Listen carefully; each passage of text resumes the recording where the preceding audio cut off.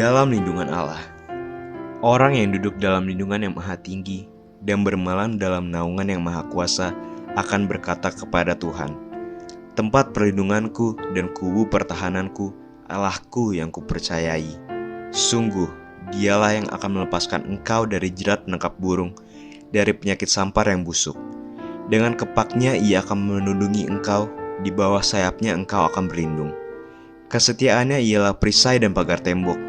Engkau tak usah takut terhadap kedahsyatan malam, terhadap panah yang terbang di waktu siang, terhadap penyakit sampar yang berjalan dalam gelap, terhadap penyakit penular yang mengamuk di waktu petang. Walau 1.000 orang rebah di sisimu dan 10.000 di sebelah kananmu, tetapi itu tidak akan menimpamu. Engkau hanya menontonnya dengan matamu sendiri dan melihat pembalasan terhadap orang-orang fasik. Sebab Tuhan ialah tempat perlindunganmu, yang maha tinggi telah kau buat tempat perteduhanmu. Malapetaka tidak akan menimpa kamu, dan tulah tidak akan mendekat kepada kemahmu.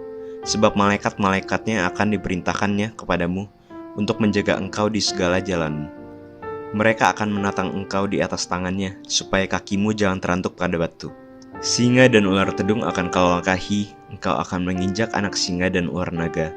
Sungguh, hatinya melekat kepadaku, maka aku akan meluputkannya. Aku akan membentenginya sebab ia mengenal namaku. Bila ia berseru kepadaku, aku akan menjawab. Aku akan menyertai dia dalam kesesakan. Aku akan meluputkannya dan memuliakannya. Dengan panjang umur akan kukenyangkan dia, dan akan kuperlihatkan kepadanya keselamatan daripadaku. Shalom saudara, seperti yang kita ketahui, setiap tahunnya Tuhan memberikan tuntunan kepada kita melalui tema khusus yang diberikan Gembala Sidang kita. Tahun 2023 ini, Tuhan memberikan tema yaitu Tahun untuk Bangkit, Jadilah Pemenang. Saudara, tahun ini menjadi spesial karena 1 dekade dari sekarang, yaitu tahun 2033, merupakan peringatan 2000 tahun sejak kematian Tuhan Yesus di kayu salib, kenaikan Tuhan Yesus ke sorga, dan hari kelahiran gereja yang terjadi saat pencurahan Roh Kudus, yaitu Pentakosta yang pertama. Namun, apakah yang perlu kita lakukan untuk mempersiapkan diri kita dalam memasuki 1 dekade ini? Dalam edisi Voice of Pentecost kali ini, kita akan membahas tentang Bangkitlah Para Penuai. Sebagai bagian dari GBI Jalan Jenderal Gatot Subroto, kita selalu mendeklarasikan dan mengimani terjadinya Pentakosta ketiga serta penyelesaian amanat agung Tuhan Yesus.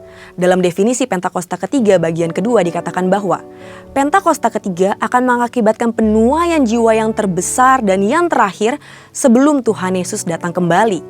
Dan pada bagian kelima, Pentakosta ketiga akan memberikan kuasa untuk menyelesaikan amanat agung dan setelah itu Tuhan Yesus datang kembali. Pentakosta ketiga ini sudah kita deklarasikan sejak tahun 2020. Menariknya, Empower 21 Global memberikan tema untuk 1 dekade ini yaitu A Decade of Evangelism for Everyone atau 1 dekade penginjilan untuk semua orang. Hal ini luar biasa karena sejalan dengan semangat Pentakosta ketiga di GBI Jalan Gatot Subroto. Di sisi lain, salah satu ayat emas kita tahun ini mengingatkan kita untuk bangkit. Efesus 5 ayat 14 berkata, itulah sebabnya dikatakan bangunlah hai kamu yang tidur dan bangkitlah dari antara orang mati dan Kristus akan bercahaya atas kamu. Kita lihat ada frasa bangkitlah dari antara orang mati. Penggalan kalimat ini diambil dari Yesaya 26 ayat 19, di mana kata bangkit berasal dari bahasa Ibrani kum yang berarti berdiri tegak. Sehingga jika kita mengaitkan ayat emas ini dengan seruan penuntasan amanat agung Tuhan Yesus, kita dapat memaknai kata bangkit menjadi 2 hal yang perlu kita lakukan, yaitu pertama, bangkit dari pola pikir yang salah. Salah satu pola pikir yang perlu mengalami kebangkitan adalah terkait ibadah daring. Saat ibadah mulai tersedia secara tatap muka, kita pun diharapkan juga mulai beralih dari kebaktian secara daring menjadi mau untuk hadir ke kebaktian secara tatap muka. Jangan sampai kita terjebak di dalam kenyamanan ibadah daring dan tidak lagi mau bersekutu secara fisik melalui ibadah tatap muka. Kedua, bangkit kepada jati diri sebagai murid Kristus. Kita tidak boleh lupa pesan terakhir Tuhan Yesus sebelum ia naik ke sorga atau yang lebih dikenal dengan istilah amanat agung. Dalam Matius 28 ayat 19 sampai dengan 20, Tuhan Yesus berkata, "Karena itu pergilah, jadikanlah semua bangsa muridku dan baptislah mereka dalam nama Bapa dan Anak dan Roh Kudus, dan ajarlah mereka melakukan segala sesuatu yang telah kuperintahkan kepadamu. Dan ketahuilah, aku menyertai kamu senantiasa sampai kepada akhir zaman." Yang melihat Tuhan Yesus naik ke sorga adalah murid-muridnya. Jadi jelas pesan tersebut ditujukan langsung kepada murid-muridnya. Kita harus bangkit untuk menjadi murid Tuhan Yesus yang sejati, yaitu murid Tuhan yang rindu untuk menuai jiwa-jiwa dan memuridkan mereka untuk menjadi serupa dengan Kristus. Sekarang pertanyaannya adalah, maukah kita untuk bangkit menjadi penuai jiwa-jiwa di akhir zaman? Jika iya, maka kita adalah sungguh murid Tuhan.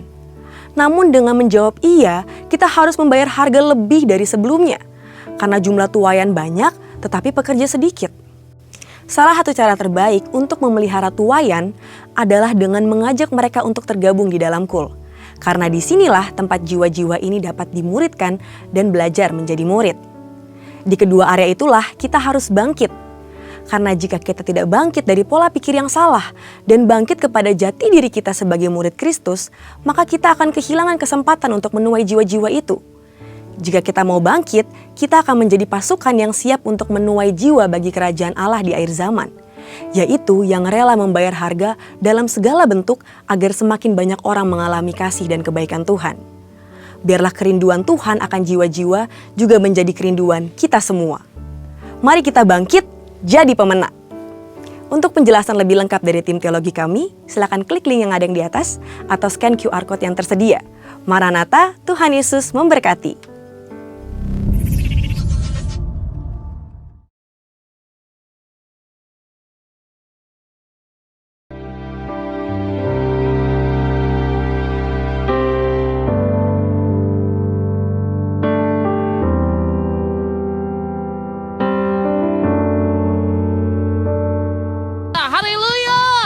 Mari bangkit, jadi pemenang. Katakan amin.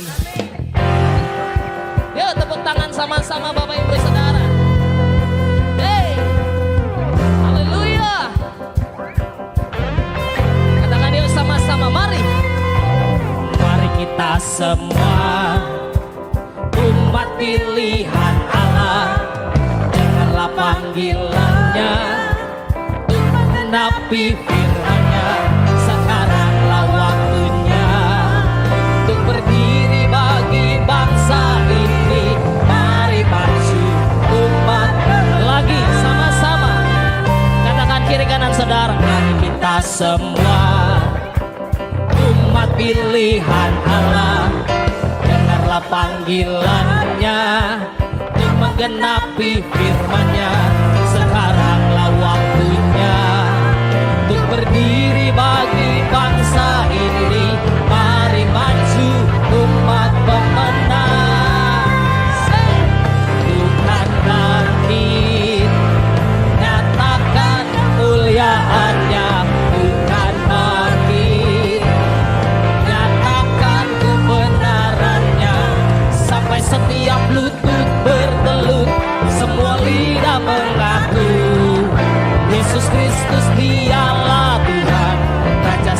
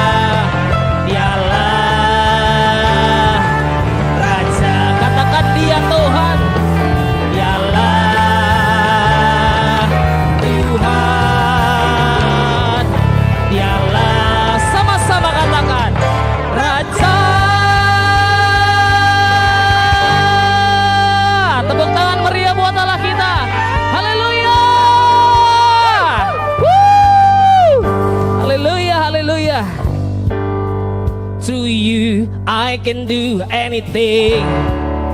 I can do all things, 'cause it's you give me strength. Nothing is impossible through you. Blind eyes you're open. Stronghold are broken. I am living. Lagi yuk sama-sama. Hey, through you I can do anything. I can do all things, 'cause it's you give me strength. Nothing is impossible through you. Blind eyes are open. Stronghold are broken. I am living by faith. Nothing is impossible. Tepuk tangan sama-sama. Up. Tidak ada yang mustahil bagimu ya Tuhan. Kau Allah kami yang hebat. Katakan ya sama-sama. I'm not gonna live by what I see. I'm not gonna live by what I feel. Deep down I know that you're here with me. I know that you can do anything. To you I can do anything. I can do all things, 'cause it's you give me strength. Nothing is impossible through you. Blind eyes are open. Stronghold are broken. Roh-roh orang kuat dihancurkan. Nothing impossible. Nothing is impossible. Tepuk tangan sama-sama. Up. Oh. Lagi ya saudara, dari awal sama-sama katakan. I'm not gonna live by what I see. Yeah. I'm not gonna live by what I feel. Deep down I know that you're here with me. I know that you can do. Yuk angkat tangan sama-sama. To you I can do anything. I can do all things, 'cause it's you give me strength. Nothing is impossible to you. Blind eyes are open. Stronghold are broken. Oh, to you, yeah, to you I can do all things, 'cause it's you give me strength. Nothing is impossible to you. Blind eyes are open. Stronghold are broken. I am living by faith. Nothing is impossible. Woo! Yang percaya Tuhan kita dahsyat dan hebat, katakan amin. Tidak ada Allah yang dahsyat sedahsyat Engkau Tuhan. Yo. I believe in you. I believe lagi.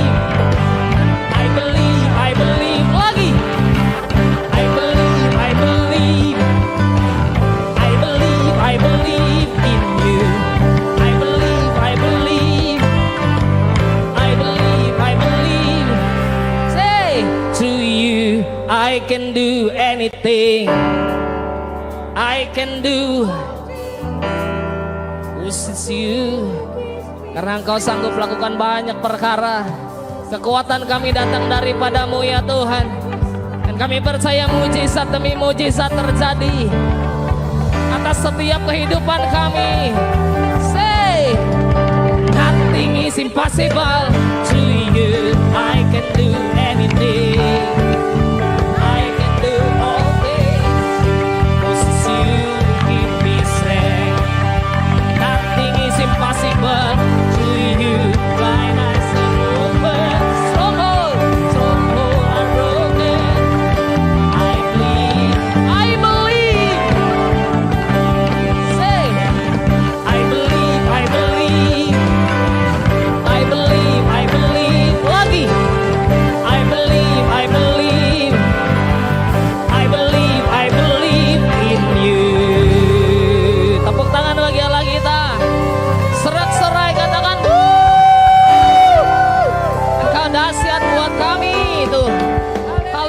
haleluya. Sebab Allah kita heran dan besar, perbuatannya ajaib tengah kita. Katakan amin. Kasih tahu kanan kiri Bapak Ibu bilang gini, kita punya Tuhan Yesus yang dahsyat dan luar biasa. Haleluya. Haleluya, haleluya. Shandaralabayanaranamu. Kami bersyukur padamu. Terima kasih Tuhan. Thank you, Lord. Sungguh besar setiamu, nyata di sepanjang hidupku. Darahmu telah layakkan kehidupanku.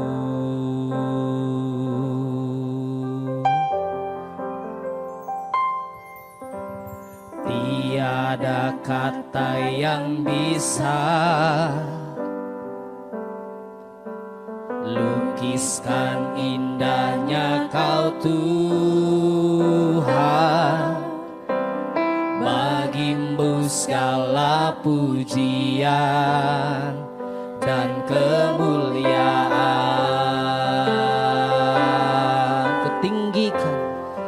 Kutinggikan Engkau Tuhan, melebihi segalanya, lebih dalam ku menyembah, dalam roh dan kebenaran selamanya.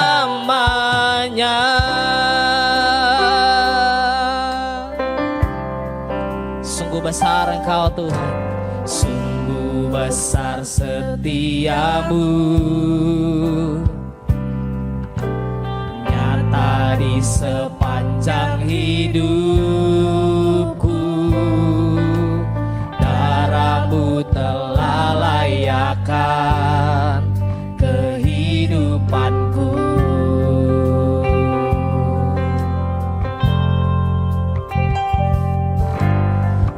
Tiada kata yang bisa lukiskan indahnya Kau Tuhan. Bagimu segala pujian dan kemuliaan. Kami mau tinggikan Engkau ya Tuhan.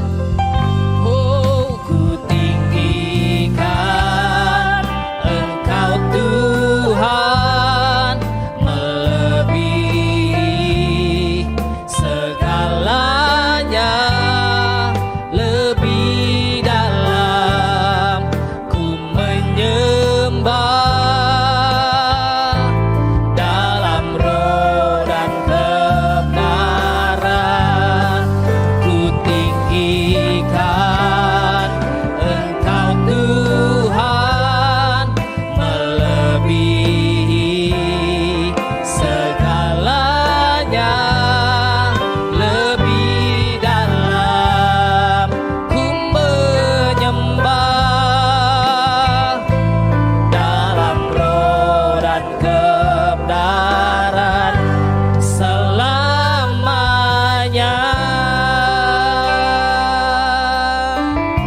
Lebih lagi dari awal sama-sama. Sungguh besar setiamu, nyata bagi setiap kami Tuhan, nyata di sepanjang hidup. Amin. Kau yang layak terima pujian, Kau kuduskan setiap hidup kami. Kami bersyukur di hadapan-Mu Tuhan. Terima kasih ya Tuhan. Tiada kata yang bisa lukiskan indahnya Engkau Tuhan dalam kami. Kau ajaib, Engkau dahsyat, Engkau mulia Tuhan.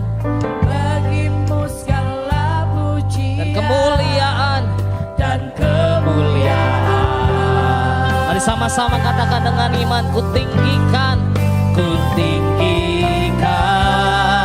Engkau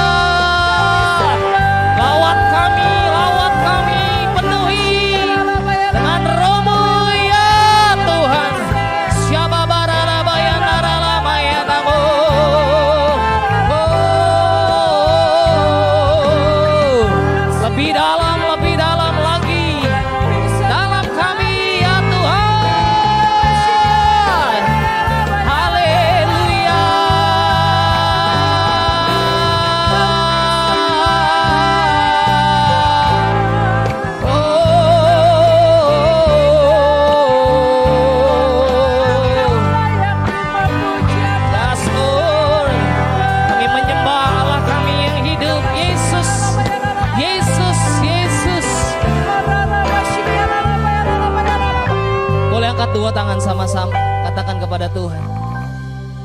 Ku tinggikan Engkau Tuhan, melebihi segalanya,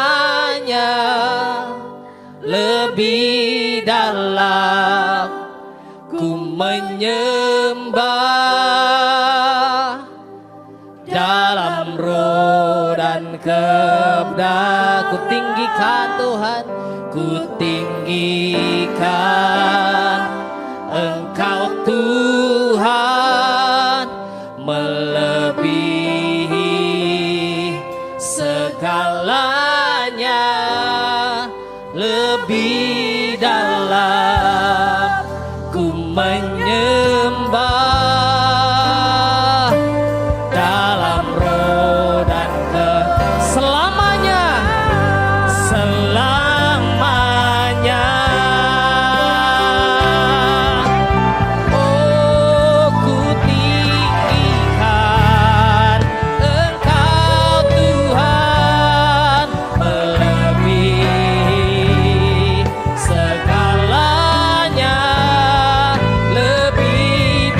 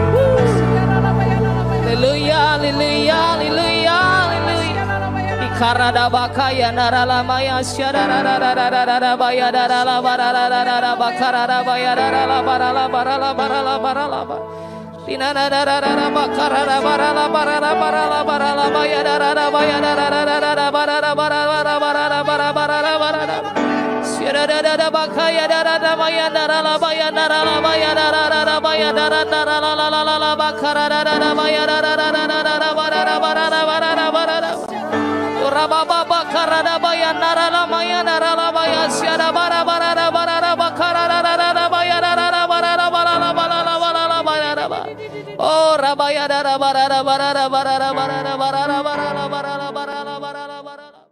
Mari kita berdoa. Bapa, kami bersyukur buat kebaikan dan kemurahan-Mu atas kami. Engkau Allah yang mengasihi kami, Engkau Allah yang mencintai kami, dan kami bersyukur untuk hari ini kami boleh beribadah kepadamu. Kami percaya Engkau ada di tempat ini, Engkau ada di setiap hamba-hambamu, anak-anakmu yang beribadah di rumah-rumah.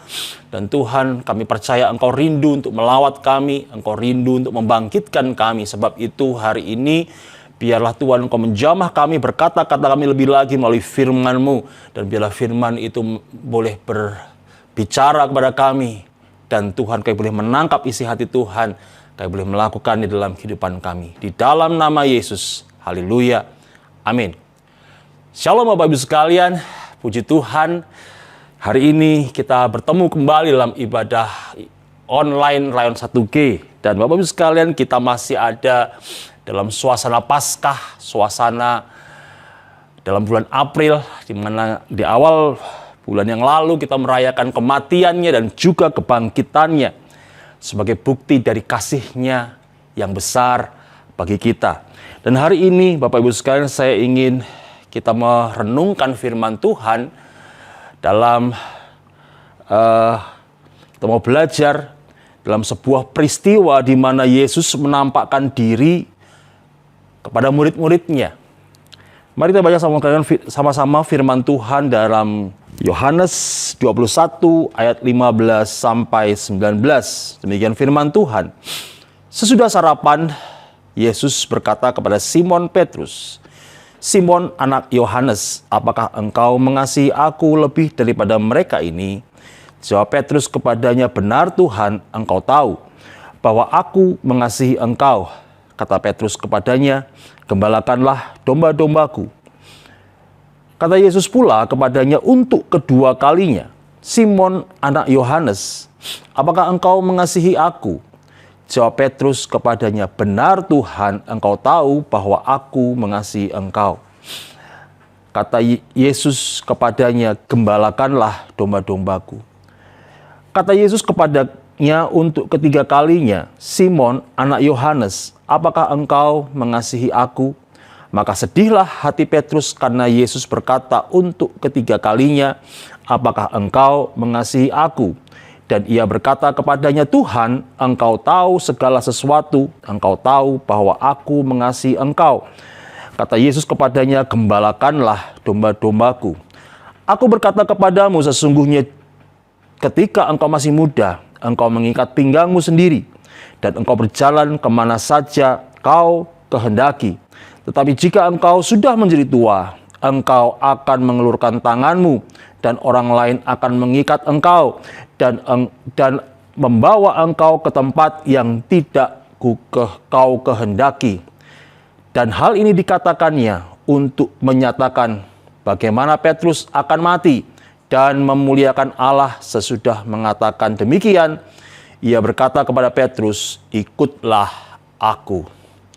Nah, Bapak Ibu sekalian, inilah suatu peristiwa Yesus menampakkan diri kepada murid-muridnya di pantai Danau Tiberias. Nah, Bapak Ibu sekalian, ada sebuah peristiwa yang melatar belakangi dari peristiwa ini. Bapak Ibu sekalian, kita bisa lihat di halaman sebelumnya dalam pasal yang sama, dalam ayat yang kedua maupun ketiga, di sana dikatakan, di pantai itu berkumpul Simon, Petrus, Thomas yang disebut Didimus, Nathanael dari Kana yang di Galilea, anak-anak Zebedius, dan dua orang murid yang lain. Kata Simon Petrus kepada mereka, "Kita pergi menangkap ikan." Kata mereka kepadanya, kami pergi juga dengan engkau. Mereka berangkat lalu naik ke perahu, tetapi malam itu mereka tidak menangkap apa-apa. Nah, Bapak Ibu sekalian, latar belakang kisah ini adalah, kisah tadi adalah ketika Yesus bangkit. Ketika Yesus telah bangkit, dia mati dan dibangkitkan, Bapak Ibu sekalian, Yesus tidak lagi ada bersama-sama mereka seperti ketika Yesus berjalan bersama-sama dan memuridkan mereka. Sebelum Yesus mati, dia bersama dengan mereka, mereka berjalan, makan bersama, mereka tinggal di tempat yang sama sehingga mereka mengerti apa yang harus mereka lakukan. Dan mereka selalu mengikut Yesus kemanapun mereka berada. Namun ketika Yesus mati dan dia bangkit, beberapa kali Yesus menampakkan diri kepada mereka, namun Yesus tidak tinggal bersama-sama dengan mereka. Kondisi ini menyebabkan Bapak Ibu sekalian, para murid-murid seperti anak ayam yang kehilangan induknya. Mereka tidak tahu harus kemana. Mereka kehilangan tujuan. Mereka kehilangan Mereka kehilangan arah. Kemana mereka harus melangkah? Bagaimana mereka harus melakukan setelah Yesus bangkit? Apa yang harus mereka kerjakan? Mereka nggak ngerti. Mereka nggak tahu. Dan apa yang mereka lakukan setelah itu? Akhirnya mereka melakukan kembali apa yang sebelumnya mereka lakukan, yang mereka tahu dan mereka pahami, yaitu mereka mencari ikan. Mereka melaut, mereka menjadi nelayan untuk mencari nafkah. Tapi Bapak Ibu sekalian, hari itu mereka tidak mendapat apa-apa. Nah, Bapak Ibu sekalian, seringkali dalam kehidupan kita, orang percaya, tahun demi tahun kita merayakan Paskah. Kita merayakan, kita melihat bagaimana kasih Yesus kita alami. Kita melihat bagaimana Tuhan mati bagi kita di kayu salib. Kita melihat suatu kasih yang besar yang Tuhan berikan kepada kita. Bahkan kemenangan ketika dia bangkit dari kematian, keluar dari kubur dalam hari Paskah dan kita merayakannya. Namun apa yang terjadi Bapak Ibu sekalian, seringkali orang-orang percaya yang mengalami tahun demi tahun Paskah, kemenangan, merayakan kematiannya, tidak mengerti apa yang harus dilakukan, apa yang harus dikerjakan. Mereka tidak mengerti langkah apa yang harus mereka lakukan, apa yang menjadi tujuan dan visi dalam kehidupan mereka untuk mereka melakukannya. Dan hari ini Bapak Ibu sekalian, kita mau dalam cerita ini, Bapak Ibu sekalian, dalam nats ini kita akan mengerti, kita akan belajar Bapak Ibu sekalian, bagaimana Yesus memulihkan para muridnya, terutama Petrus hari itu. Ya, Bapak Ibu sekalian, kita baca dari ayat yang ke-15. Nah, Bapak Ibu sekalian, yang pertama, apa yang ingin Yesus lakukan di sana adalah Yesus ingin memulihkan Petrus dengan kasih-Nya. Bapak Ibu sekalian, apa yang ingin Yesus lakukan ketika ia menampakkan diri di tepi danau Tiberias ini? Yang pertama, Yesus ingin memulihkan Petrus dengan kasih-Nya. Mengapa dia ingin memulihkan Petrus? Bapak Ibu sekalian, apa yang terjadi dengan Petrus sesungguhnya? Bapak Ibu sekalian, ketika itu Petrus ada dalam perasaan yang sangat bersalah. Belum lama dari waktu itu, Bapak Ibu sekalian, ketika Yesus ditangkap, ketika dia hendak mati, Petrus telah menyangkal Yesus. Ketika Yesus ditangkap, ketika dia sedang diadili, ketika dia sedang disiksa, maka ada beberapa orang yang menjumpai Petrus ketika itu. Dan mereka bertanya kepada Petrus, bukankah engkau mengenal dia? Bukankah engkau adalah murid Kristus? Tapi ketika Petrus ditanya demikian, apa jawab Petrus? Dikatakan, engkau tidak mengenal dia. Aku bukan murid Kristus. Nah, Bapak Ibu sekalian, hal itu membuat Petrus merasa gagal sebagai muridnya. Dan dia merasa bersalah. Dan itulah kegagalan Petrus, Bapak Ibu sekalian. Namun Yesus ingin memulihkan hatinya. Walaupun Petrus telah bersalah, walaupun Petrus melakukan kesalahan kepadanya. Kita lihat Bapak Ibu sekalian dalam ayat 15 dikatakan demikian. Sesudah sarapan, Yesus berkata kepada Simon Petrus, "Simon, anak Yohanes, apakah engkau mengasihi aku lebih daripada mereka ini?" Jawab Petrus kepadanya, "Benar Tuhan, engkau tahu bahwa aku mengasihi engkau." Kata Yesus kepadanya, "Gembalakanlah domba-dombaku." Bapak Ibu sekalian, apa yang dilakukan Yesus? Ketika semua sudah kenyang, semua sudah dalam keadaan baik, Yesus mendekati Petrus. Dia menghampirinya dan dia menanyakan sebuah pertanyaan yang sama 3 kali. Ditanyakan, "Petrus, anak Yohanes, apakah engkau mengasihi aku lebih dari mereka ini?" Bapak Ibu sekalian, ini menggambarkan bahwa Yesus bertanya kepada Petrus yang telah menyangkal dia. "Petrus, apakah engkau mengasihi aku lebih daripada semuanya, lebih daripada engkau mengasihi semua orang, lebih daripada mengasihi orang-orang yang terdekat sekalipun?" Dengan kata lain, Yesus mengatakan, "Apakah engkau menjadikan aku yang terutama dan engkau mengasihi aku lebih daripada segalanya?" Petrus mengatakan, dan Petrus menjawab, "Benar Tuhan, engkau tahu bahwa aku mengasihi engkau." Namun pertanyaan itu ditanyakan kembali kepada Yesus. Dan Bapak Ibu sekalian, ketika 3 kali Yesus menanyakan, dan ini menggambarkan 3 kali Petrus telah bersalah dengan menyangkal Yesus. Ketika pertanyaan ketiga dinyatakan ayat 17, kata Yesus kepadanya untuk ketiga kalinya, "Simon, anak Yohanes, apakah engkau mengasihi aku?" Dikatakan di sini, maka sedihlah hati Petrus karena Yesus berkata untuk ketiga kalinya, "Apakah engkau mengasihi aku?" Dan ia berkata kepadanya, "Tuhan, engkau tahu segala sesuatu. Engkau tahu bahwa aku mengasihi engkau." Kata Yesus kepadanya, "Gembalakanlah dombaku." Bapak Ibu sekalian, ketika 3 kali Yesus menanyakan demikian, maka hancurlah hati Petrus. Dia berkata, "Aku tidak bisa mengasihi engkau sesuai dengan apa yang kau mau, sesuai dengan standar yang kau berikan ya Tuhan. Tetapi sesungguhnya aku mengasihi engkau." Dan dia tersungkur dan dia menangis, dia sedih dalam hatinya. Bapak Ibu sekalian, ketika titik itulah Tuhan memulihkan dia. Bapak Ibu sekalian, kita tahu apa yang terjadi setelah itu, maka Tuhan memulihkan hatinya. Dan Tuhan mengubahkan Petrus, yang tadinya dia adalah seorang yang telah mengkhianati, yang telah menyangkal Yesus.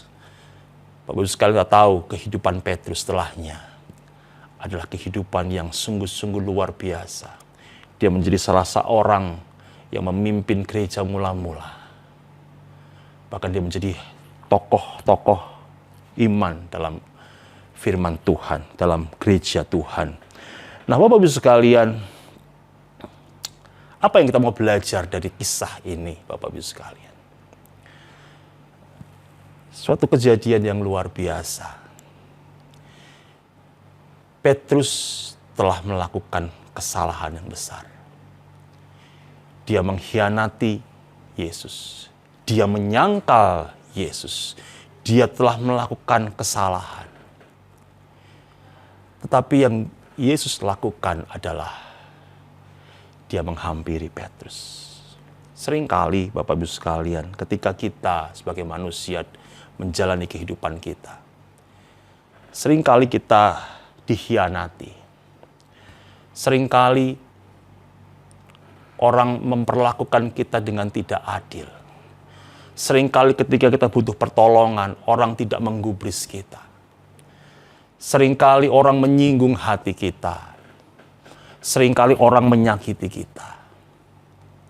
Tetapi apakah kita bisa menghampiri dia dan berdamai dengan dia? Bahkan kita bisa melayaninya. Seringkali bagi orang percaya, kita mau ketemu saja, itu beratnya minta ampun.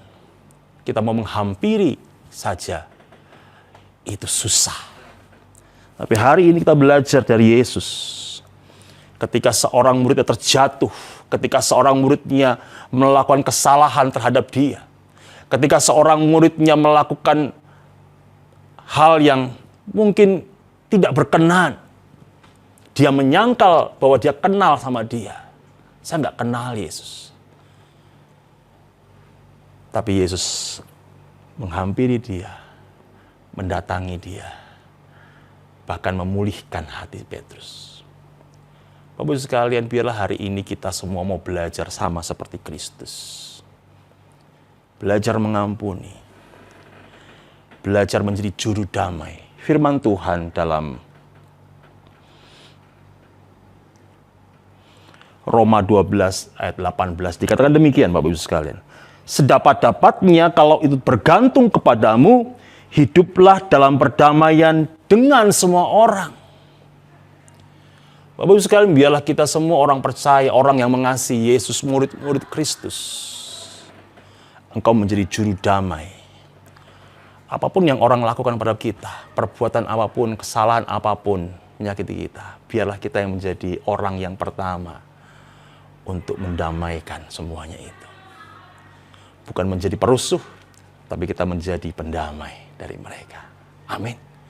Kita belajar satu hal. Yang kedua, Bapak Ibu sekalian, ketika Yesus datang menjumpakan diri, Yesus ingin mengingatkan bahwa kasih sebagai dasar untuk melakukan pelayanan bagi jiwa-jiwa. Nah, Bapak Ibu sekalian, dalam ayat yang kita pelajari, yang kita baca tadi, setiap kali Yesus bertanya kepada Petrus, setiap kali Yesus bertanya, Simon, anak Yohanes, apakah engkau mengasihi aku lebih daripada mereka? Ketika Petrus mengatakan, ya Tuhan, aku mengasihi engkau. Bapak Ibu sekalian, apa yang dijawab Yesus?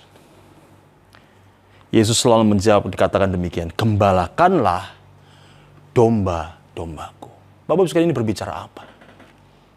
Ini berbicara, Bapak Ibu sekalian, bahwa wujud kita mengasihi Yesus, wujud kita mencintai Yesus adalah melayani domba-dombanya. Kenapa demikian, Bapak Ibu sekalian? Karena hati Yesus adalah untuk jiwa-jiwa. Dan berbicara tentang domba-domba ini, Bapak Ibu sekalian, domba-domba ini berbicara tentang jiwa-jiwa, Bapak Ibu. Sebab itu, Bapak Ibu sekalian, kita harus melayani jiwa-jiwa. Firman Tuhan dalam 1 Timotius 2 ayat 3 sampai 4 mengatakan demikian. 1 Timotius 2 ayat 3 dan 4. Itulah yang baik yang berkenan kepada Allah juru selamat kita, yang menghendaki supaya semua orang diselamatkan dan memperoleh pengetahuan akan kebenaran. Itu adalah keinginan Yesus, Bapak Ibu sekalian. Tuhan ingin semua orang mengalami, semua orang diselamatkan dan memperoleh pengetahuan akan kebenaran. Sebab itu, Bapak Ibu sekalian, bagi kita orang yang mengasihi Kristus, konsekuensinya adalah kita melakukan apa yang menjadi kerinduan Tuhan. apa yang menjadi keinginan Tuhan, apa yang menjadi isi hatinya Tuhan, yaitu jiwa-jiwa diselamatkan. Saya teringat Bapak Ibu sekalian ketika saya masa lalu, ketika saya masih muda, ketika saya masih sekolah Bapak Ibu sekalian, ketika saya sedang dilanda kasih mula-mula, ketika saya sedang baru saja diselamatkan dan bertobat dan saya masih mengalami kasih mula-mula. Apa yang terjadi Bapak Ibu sekalian? Ketika itu Bapak Ibu sekalian saya di SMA dan saya mulai hati saya berkobar mengasihi Dia dan saya mewujudkan ketika itu. Apa yang saya lakukan? Saya melayani di sekolah saya. Sepanjang saya SMA kelas 2, kelas 3, saya aktif untuk melayani. Dengan kerinduan apa? Saya rindu teman-teman saya untuk datang sama Tuhan. Saya rindu sekolah saya boleh mendengarkan firman Tuhan. Lalu sekalian kerinduan itu ada terus berkobar. Bahkan ketika saya kuliah, ketika saya menyelesaikan kuliah saya tetap melakukan itu dalam hati saya. Kerinduan saya adalah jiwa-jiwa. Bapak-Ibu sekalian, engkau yang ada di sekolah, engkau yang ada di kantor-kantor, engkau ada yang dalam lingkungan dimanapun engkau tinggal. Ketika engkau mengasihi Tuhan, ada sebuah konsekuensi, yaitu melakukan apa yang menjadi kerinduan Tuhan, yaitu untuk melayani jiwa-jiwa dan membawa mereka datang kepada Tuhan. Jadi berkat bagi mereka. Jadi terang bagi mereka. Jangan menutup dirimu, jangan eksklusif, tetapi terbukalah. Jadi berkat bagi mereka, supaya orang melihat Kristus di dalam engkau dan mereka boleh melihat dan mereka berdatang kepada Tuhan. Amin. Yang berikutnya, Bapak Ibu sekalian, yang terakhir, yang ketiga, apa yang Yesus lakukan, apa yang ingin Yesus kerjakan ketika dia menjumpai murid-muridnya dan menampakkan diri di danau Tiberias. Dikatakan demikian. Poin ketiga, yaitu Yesus mengingatkan kasih membawa kita untuk memikul salib. Ayat yang ke-18 dan 19. Yesus berkata demikian, "Aku berkata kepadamu, sesungguhnya ketika engkau masih muda, engkau mengikat pinggangmu sendiri dan engkau berjalan kemana saja kau kehendaki. Tetapi jika engkau sudah menjadi tua, engkau akan mengulurkan tanganmu dan orang lain akan mengikat engkau dan membawa engkau ke tempat yang tidak kau kehendaki." Ayat 19, dan hal ini dikatakan untuk menyatakan bagaimana Petrus akan mati dan memuliakan Allah. Sesudah mengatakan demikian, ia berkata kepada Petrus, "Ikutlah aku." Hari itu, Bapak-Ibu sekalian, Yesus datang juga untuk menyatakan kepada Petrus bagaimana dia akan menjalani kehidupannya dan dia akan memuliakan Tuhan. Nah, secara membuktikan, Bapak-Ibu sekalian, kehidupan Petrus, dia menjadi hamba Tuhan yang melayani, bahkan menjadi pemimpin gereja. Tapi akhir hidupnya, dia harus menjadi seorang martir. Dia mati disalibkan dengan kondisi yang terbalik. Itu semua karena permintaannya, karena dia tidak ingin menyerupakan dirinya dengan Tuhan. Bapak-Ibu sekalian, dalam mengiring Tuhan, tidak selalu baik-baik saja. Dalam mengiring Tuhan, dalam mengerjakan panggilannya, tidak selalu kita mendapati keadaan yang nyaman. Seringkali ada pengorbanan. Seringkali ada harga yang harus dibayar. Seringkali kita akan menjumpai penderitaan. Kadangkala itu berlawanan dengan apa yang menjadi keinginan kita.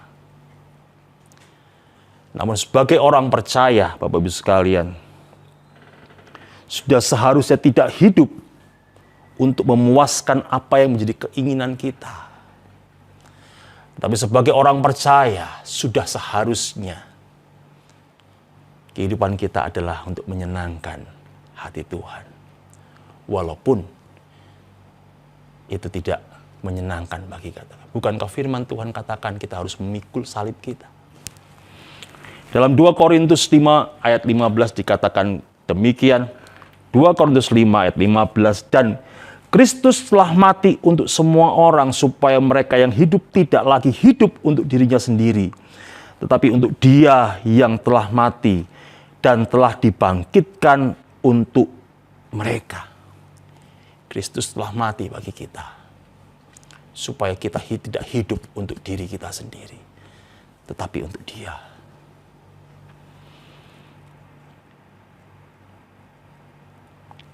Bapak Ibu sekalian, keadaan yang susah ketika kita mengikut Yesus mungkin kita alami dalam kehidupan kita. Tapi tahukah Bapak Ibu sekalian, ada tujuan, ada suatu akhir yang Tuhan sediakan dalam setiap permasalahan, penderitaan, hal-hal yang tidak menjadikan kita merasa nyaman. Ya, ketika kita mengikut Yesus, ya, ketika kita mengikuti Yesus, ketika kita berjalan bersamanya dengan Dia, mungkin nggak nyaman.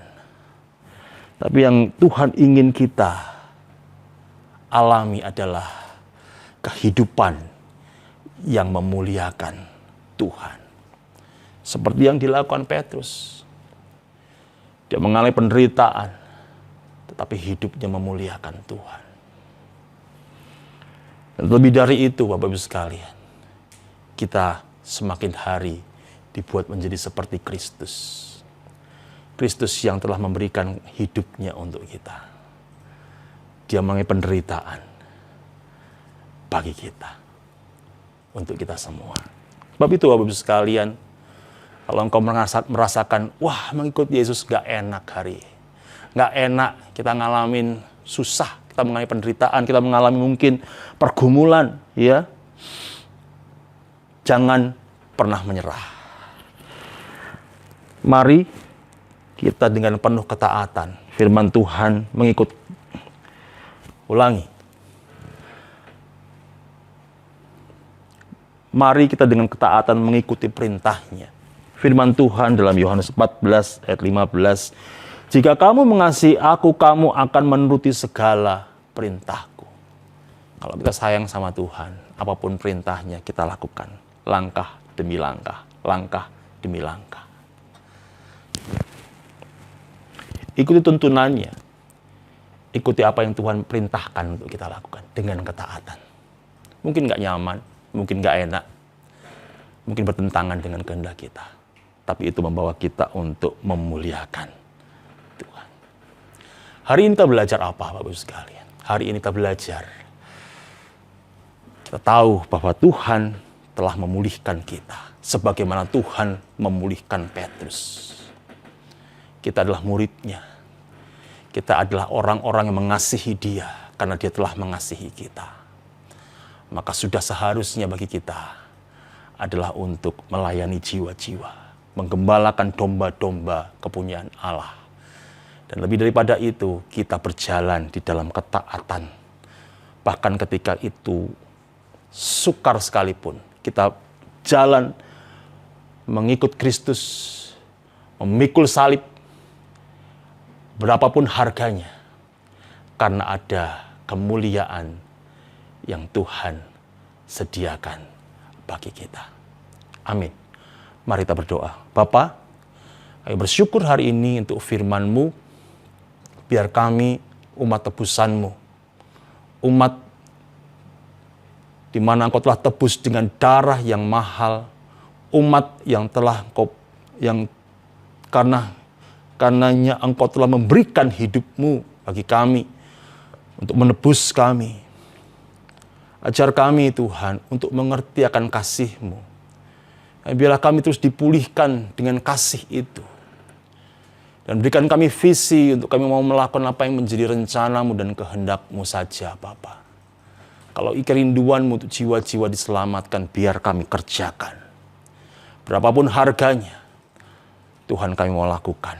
Kami mau menjadi terang, kami mau menjadi berkat bagi banyak orang, dimanapun Engkau menempatkan kami. Terima kasih Bapa. Di dalam nama Yesus. Haleluya. Amin.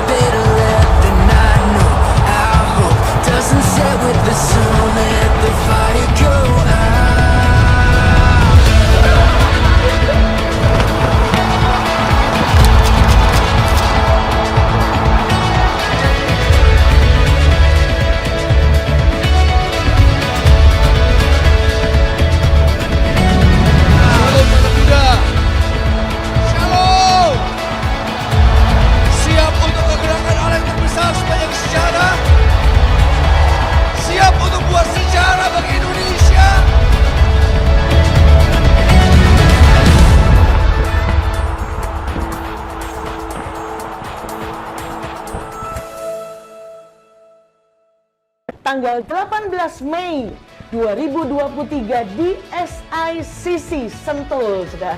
Kita sama-sama mau merendahkan diri di hadapan Tuhan. Dan saya percaya bangunan rohani revival akan terjadi untuk Indonesia. Perkara yang besar buat bangsa Indonesia. Saya undang untuk kita sama-sama berdoa dalam acara Damailah Indonesiaku. Shalom.